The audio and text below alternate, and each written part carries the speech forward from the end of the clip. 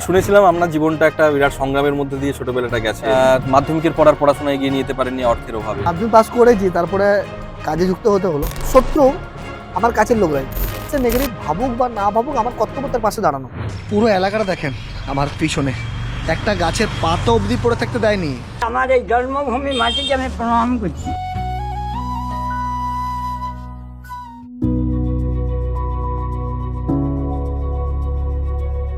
অল্প বয়সেই তার বাবা মারা যান, কিন্তু বাঁচতে হবে। ফ্যান নুন খেয়ে জীবনটা শুরু করলেন। তারপর মোবাইল রিপেয়ারিংয়ের কাজ শুরু করলেন।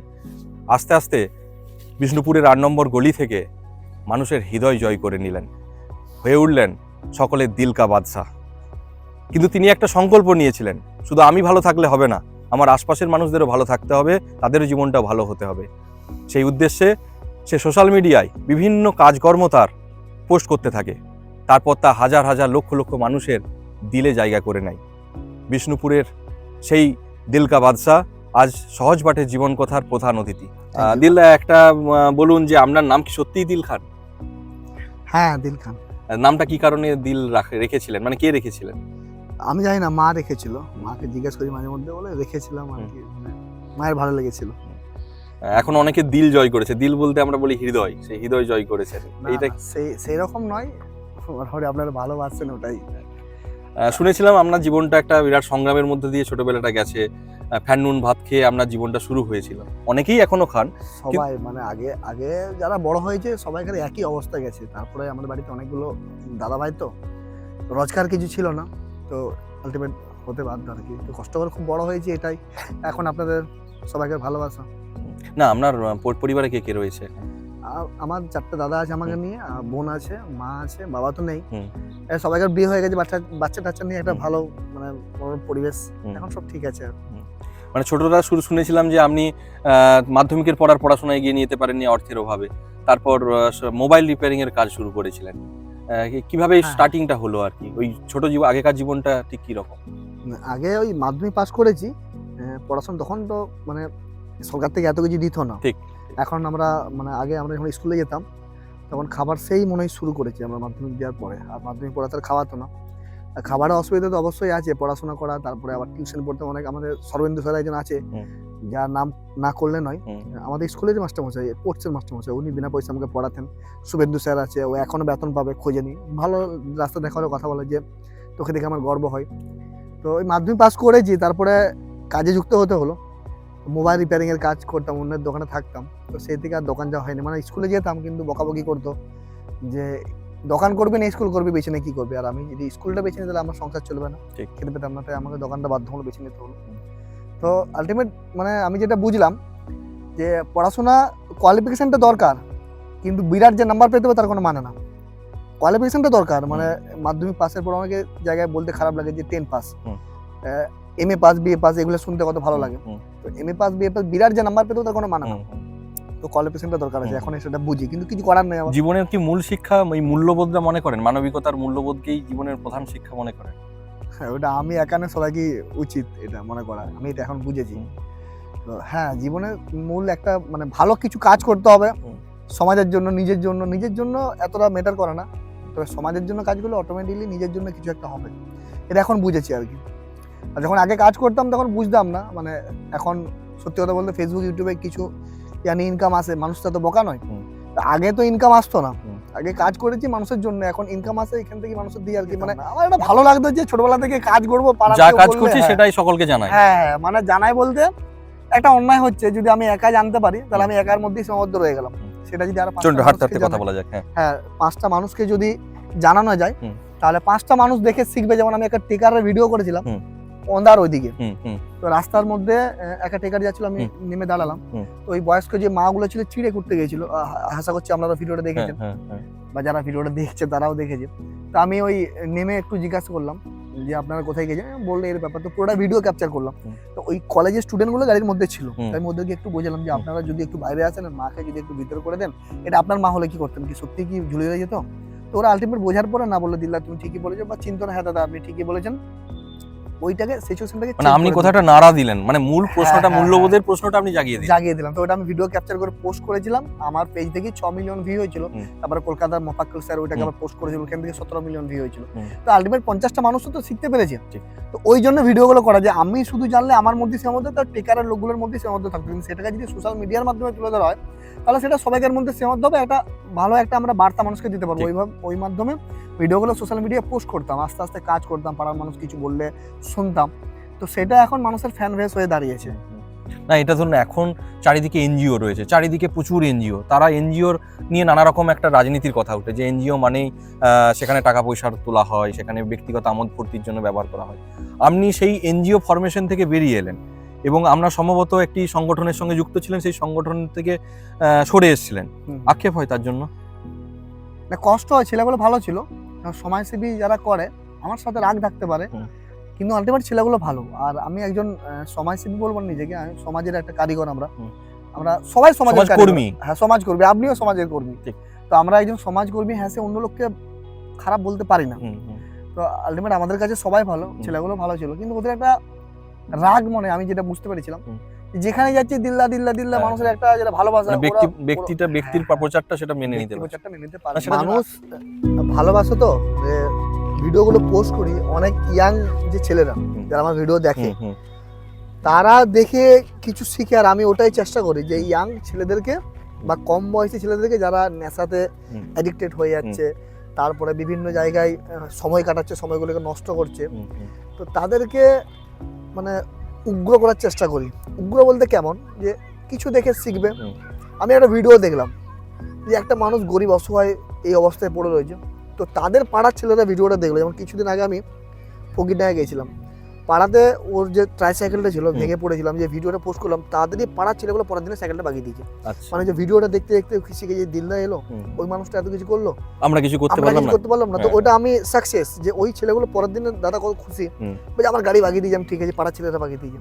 তো পাড়ার ছেলেরা আগে তো বাগায়নি, মানে মানুষকে জাগ্রত করা, ওটাই চেয়েছি।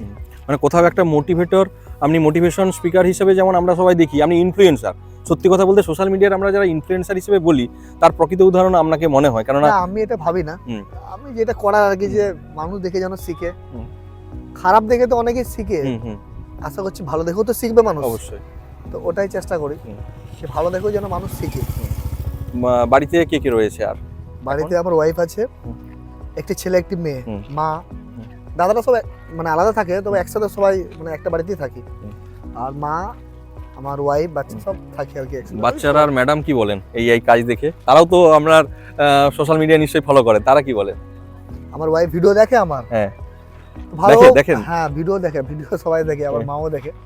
তো ইনস্ট্যান্স কিছুদিন আগে আমার মাও এরকম আমার মতো, কিছুদিন আগে একটা টোটোতে আসছিল আমার মা, তারপরে টোটো যে দাদা আছে ও জিজ্ঞেস করলো যে আপনি কোথায় যাবেন, বলছে ওই আমাদের জায়গাটা হচ্ছে গাবডোবা। আচ্ছা। তো বলছে গাবডোবা যাবো, তখন বলছে যে দিল খানের বাড়ির কাছে, বলছে হারামি, দিল খান আমার বেটা, মানে বয়স্ক মানুষ তো, আর কি করে বলে। তারপরে ও আচ্ছা আচ্ছা ঠিক আছে কাকিমা, তাহলে পয়সা লাগবে না। পয়সা যখন লাগবে না, টোটো থেকে নেমে গেছে, বলছে পয়সা নিবি তবেই তোর টোটোতে চাপবো। এটা ভালো, আমাকে যখন বললো আমরা একদম এটাই করবি, আমি মাকে তুই দিয়ে বলি। আমরা এটাই, আমাদের গ্রামে গঞ্জের মানুষরা তুই দিয়েই তো বলি, মানে সবার কাছের মানুষ তো মাই হয়, মাকে তুই দিয়েই বলা হয়। আমি বললাম তুই ঠিকই করেছিস, পয়সা নিতে যাবে না আবার কি, ও কোথায় পাবে পয়সা, উল্টে 10 টাকা বেশি দিয়ে আসবি, মা আবার 20 টাকা বেশি দিয়েছে, যে ওই যে রেসপেক্টটা তোকে করেছে, এটা সম্মান রাখতে হবে। মানে জীবনে আপনি যে কাজ করেন সেটা সোশ্যাল মিডিয়ায় পোস্ট করেন, আমরা সারাদিনের যা কিছু ওই মোটিভেশন কাজ সেটা পোস্ট করেন, সেখানে প্রচুর ভালো কমেন্ট পড়েন। অনেকে বলে আহারে এই ছেলেটা ছিল বলে এই মানুষটা বেঁচে গেল। নেগেটিভ কমেন্টও তো আসে, যে এটা আর্থিকভাবে টাকা তুলছে, খারাপ ভাবছে। এইটার জন্য মন খারাপ হয় যে আপনি একটা ভালো মানসিকতা নিয়ে এত কিছু করলেন, সেখানে একটা খারাপ কথা আপনাকে কোনোভাবে মন খারাপ করে দেয়? না, আমি অনেক কমেন্ট পড়ি, তো তারপরে এক একটা জায়গায় 15K 16K মানে 16,000 17,000 কমেন্ট থাকে, এত পড়ার সুযোগ হয় না। বেশিরভাগই কমেন্ট পড়েছি, মানে নেগেটিভ খুব কম আসে আর কি। পেজেতে নেগেটিভ কমেন্ট করে না, মানে এখন তো নেগেটিভ কমেন্ট যদি আমাকে কেউ নেগেটিভ ভাবে দেখে তারা কিন্তু কমেন্ট করে না, কারণ জানতে পারে যে মানুষটাকে। তবে অনেক ক্ষেত্রে অনেকের ভিডিও তারাও কোথাও ভয় পায় যে আমি বিপদে পড়লে যদি দিলদাকে প্রয়োজন হয় তাহলে তখন দিলদার আসবে না। এটা না, আমি সবাইকে বলি, আমি এরকম করেছি। আমি মানুষ চাই না, আমি চাই না মানুষ বিপদে পড়ুক, কোনোদিনও চাই না। আমার হাজার শত্রু হোক, তার বিপদ হোক আমি কখনো চাইবো না। তবে যদি বিপদ হয়, অনেক হয়েছে যে আমাকে লোকের কাছে উল্টো পাল্টা বলেছে, তো তার যদি বিপদ শুনি আমি আবার আগে ছুটে যাই, মানে আমার মনে হয় যে সেই মানুষটা হয়তো আমাকে ভুল ভেবে যে যদি তার কাজটা আমি করতে পারি বা তাকে যদি আমি সহযোগিতা করতে পারি, তার হয়তো নেগেটিভ চিন্তা ভাবনা আমি পজিটিভে আনতে পারবো, বা সে নেগেটিভ ভাবুক বা না ভাবুক, আমার কর্তব্য তার পাশে দাঁড়ানো। ব্যানারের জন্য উল্টো পাল্টা বলে, এমনকি টোটোতে মানে আমার ব্যানারের যে প্রচার করছিল রক্তদান শিবিরে 25 আগস্ট আগের বছরে, তো সেই টোটোওয়ালাকেও দাঁড় করিয়ে বলে যে কি দরকার এইসব ব্যানার ট্যানার রাখা, রক্তদান শিবির করে দিলের জন্য খেটে কি লাভ আছে। তো টোটোওয়ালারা অলরেডি প্রচুর ওকে ঝেড়েছিল। এই তো মাস 1-2 মাস আগে তাদেরই একটা এবি পজিটিভ রক্ত লাগলো, আমার হোটেলে এসেছিল, বসেছিল, আমি আমার হোটেল থেকে বসে হসপিটালে বলে রক্তটা করে দিয়েছি। তো তাকে আমি পুরো ঘটনাটা বললাম, মানে তার ভাই এসেছিল একই তো, দিয়ে আমি বললাম যে এরকম ব্যাপার, সঙ্গে সঙ্গে ভাইকে ফোন করে বলি তোর এটা করা ঠিক হয়েছে, বলি না আমার এটা করা ঠিক মানে কোথাও একটা আক্ষেপ প্রকাশ করলো আর কি, যে ও এটা সঙ্গে সঙ্গে ওর ভাইকে ফোন করি, তুই এরকম কেন বলেছিলি, যে বলছে না আমি বলেছিলাম কিন্তু দিল যে রক্তটা দিল, যাক ভালো, আমার ভুলটা আমি বুঝতে পেরেছি, আমি যদি সেই দিন ওর সাথে ঝগড়া করতাম তাহলে সে নিজের ভুলটা বুঝতে পারতো। ঠিক। মানুষকে চুপচাপ জবাব দিতে হবে এবং সেটা কাজের মাধ্যমে। অনেক মানুষ আছে মানে সত্যি কথা বলতে একটা কথা না বললেই নয়, হাসি পাচ্ছে বলতে বলতে, আমরা পলিটিক্স আগে করেছে মানুষ, তো পলিটিক্সের মধ্যে এ টিম বি টিম বা বিভিন্ন আমাদের যে পলিটিক্সের যে পার্টি আছে তাদের মধ্যে অনেক ঝামেলা জুটি আমি দেখেছি, কিন্তু এখন আবার সমাজসেবীদের মধ্যে ঝামেলা লেগে আছে, যে কেউ যদি একটু বেশি ভালো কাজ করে তার নিচের যে যারা আছে বা যারা এই কাজটা করতে পারলো না তারা কিন্তু ওর পেছনে লেগে যাবে। যেমন আমার অনেক আছে দেখেছি, মানে আমার শত্রু আমার কাছের লোকরাই, আচ্ছা, যারা সমাজসেবী হুম। তারা আমার বিরোধী, আমি দেখেছি, সাধারণ পাবলিক কিন্তু নয়। মানে আমরা যে কাঁকড়ার জাত, মানে কেউ এগিয়ে গেলে টেনে কাঁকড়া ধরে সেই ধরে নামাবো, সেই বিষয়টা আপনাদের মধ্যেও রয়েছে। হ্যাঁ, সাধারণ মানুষ কিন্তু কিছু বলে না, সাধারণ মানুষ ভালো, সাধারণ মানুষ জানে যে কিছু না হলে দিল লাগে আমি পাবো রাত্রে 2টো 1টার সময়। আর সমাজসেবী যারা করেন তাদের মধ্যে কিছু আমি দেখি তো নিজের মধ্যে আলোচনা হয়, হুম। একটা গ্রুপ আছে, হুম। ওই গ্রুপের মধ্যে আবার আমারও তো ছেলে আছে, হুম। তারা আমাকে স্ক্রিনশট পাঠায়, হ্যাঁ।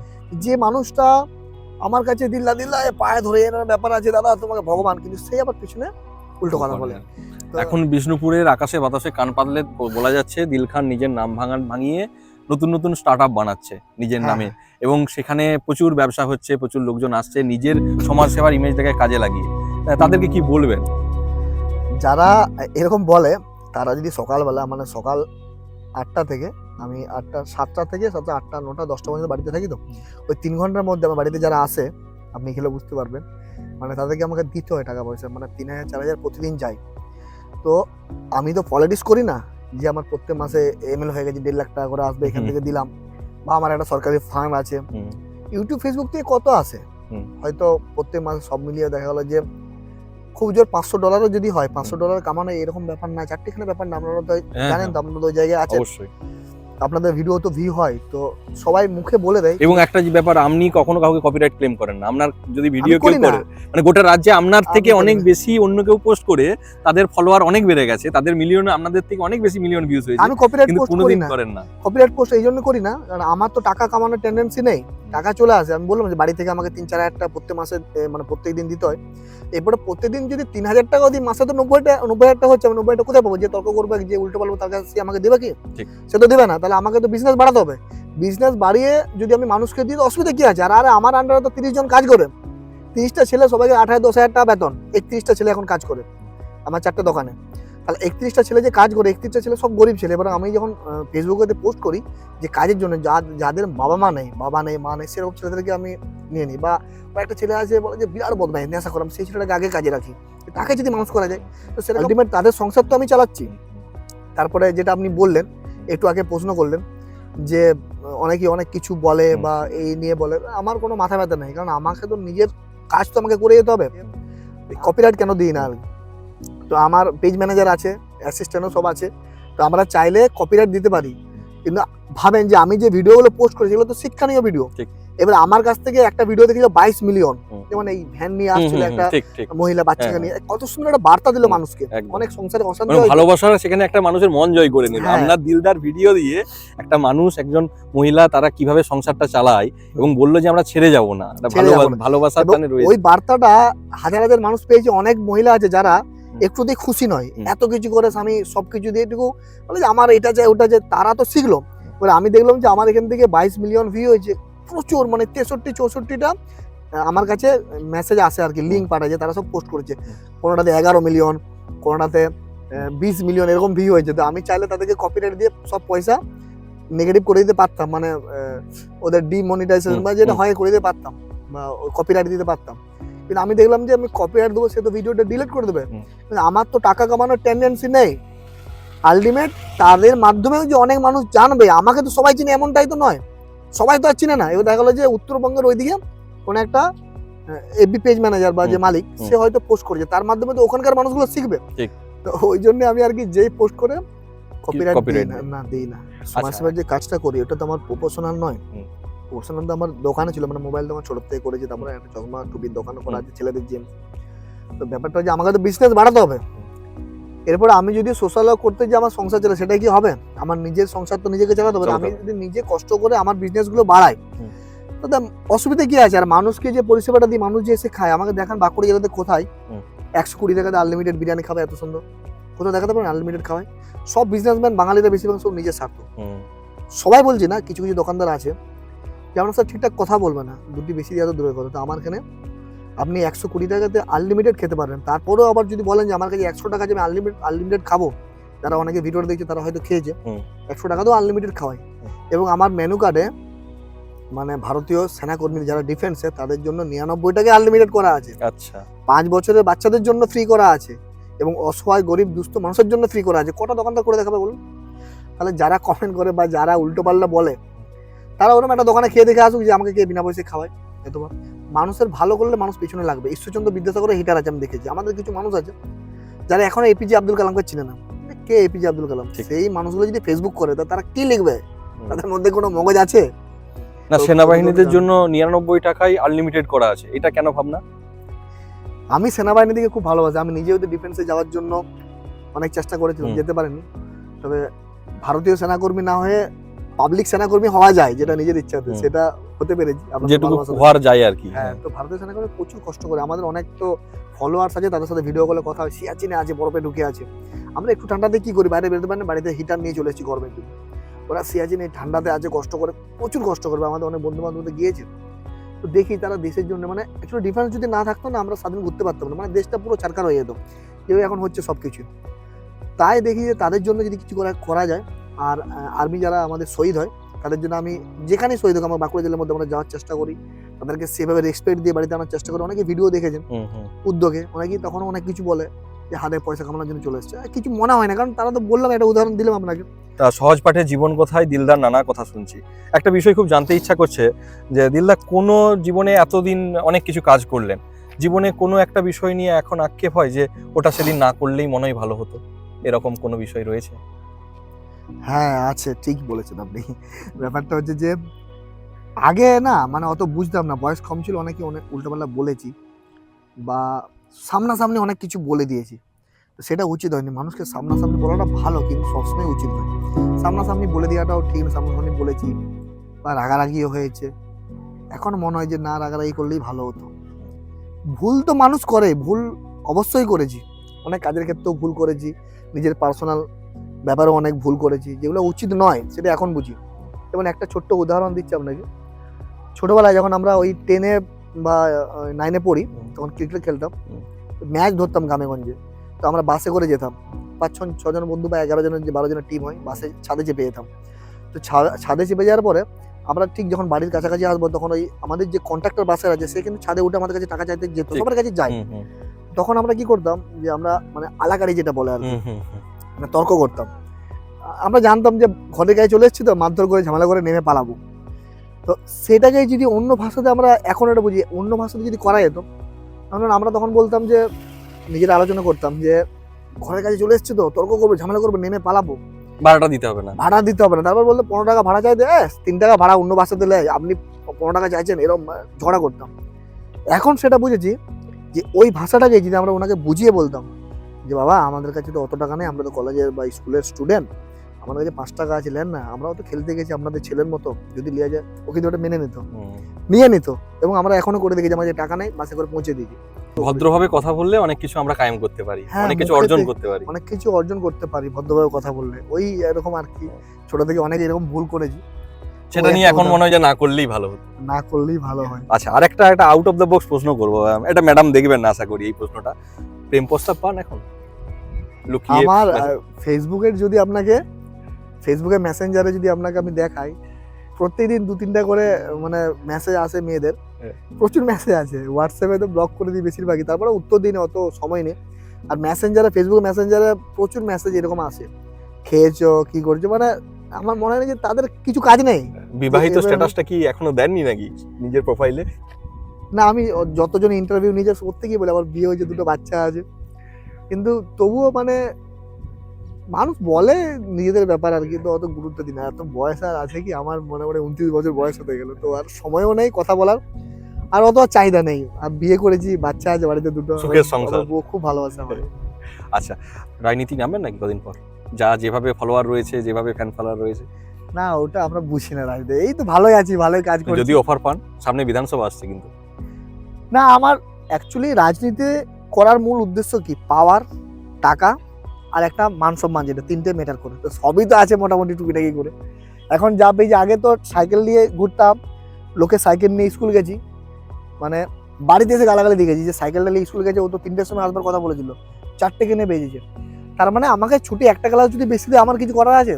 তো ওই একবার বলে লিখেছি, বাড়িতে এসে উল্টাপাল্লা বলেছি, কষ্ট লেগেছে, অন্যের সাইকেল লিখেছি, ছোটবেলায় টায়ার চালাতাম, ওই গাড়ি চালাতাম, আপনিও মনে হয় করেছেন ছোটবেলায়, মুখে আওয়াজ করতাম, হুম। কিন্তু সেই স্বপ্নটা এখন সত্যি, এখন সবই আছে, পার্সোনাল আমার সবই আছে, তাহলে আমার আর কি চাই? তাহলে এরপরে যে পলিটিক্স করব, পলিটিক্স করলে, আগের পলিটিক্স অন্যরকম ছিল, আগের পলিটিক্স ছিল সমাজসেবা, নেতাজি সুভাষচন্দ্র বসু যেটা করেছে। এখন পলিটিক্স মানে আমি যদি একা ভালো কাজ করতে যাই, অনেকে বলে যে সবাই যদি খারাপ হয়, তুই একা ভালো হয়ে কি হবি, তোকে বাধ্যমূলক খারাপটাই করতে হবে। তো তাই যা আছে যেমন আছে সেটাই ঠিক আছে। অফার পেয়েছেন? হ্যাঁ, অফার পেয়েছি, এমএলএর অফার পেয়েছি ভিতরে ভিতরে, তারপরে তোমার ওই কাউন্সিলর অফার তো প্রচুর, তো দরকার নেই, ভালোই আছি তো, বেশি শত্রু বাড়িয়ে লাভ নেই। না, সামনে ভোট আসছে, অফার যদি পান সেক্ষেত্রে কি ভাববেন? এরকম অফার তো আগেও পেয়েছি, এখনো পাবো, তো অসুবিধা কি আছে? আমি যেরকম সেরকমই থাকতে চাই, মানুষ ভালোবাসে, এর থেকে ভালো অফার আর কি আছে? আসল অফার তো মানুষের ভালোবাসা। ঠিক ঠিক। দিল বলছেন মানুষের ভালোবাসায় সে থাকতে চায়। রাজনীতি থেকে শতহস্ত দূরে থাকা দিল মানুষের দিলের ধড়কন হয়েই থাকতে চায়। এখন এই মুহূর্তে বাঁকুড়ার মসিহা, বিষ্ণুপুরের মসিহা, কারো রক্তের দরকার হোক, কারো অন্য কোনো সাহায্যের প্রয়োজন হোক, দিল পাশে এসে দাঁড়ায়। এটাই তার ইউএসপি। সকলে বলছেন এরকম দিল যদি প্রত্যেক পাড়ায় থাকে, তাহলে সমাজে কেউ আর না খেতে পেয়ে মরবে না, বা শীতে কম্বল চাদর বিহীন ঠান্ডায় মারা যাবে না। আজকে সহজ পাঠের জীবন কথায় প্রতিনিধি পেলাম দিল খানকে। আশা করি দিল আমাদের দর্শককে আরও মোটিভেট করবে, সমাজ শুধরানোর কাজে এগিয়ে যাবে। বিষ্ণুপুর থেকে ক্যামেরায় জয়ন্তর সঙ্গে সৌম্যদীপ, দা সহজ পাঠ, সহজ কথা, সঠিক তথ্য। দ্য সহজ পাঠ, সহজ কথা, সঠিক তথ্য।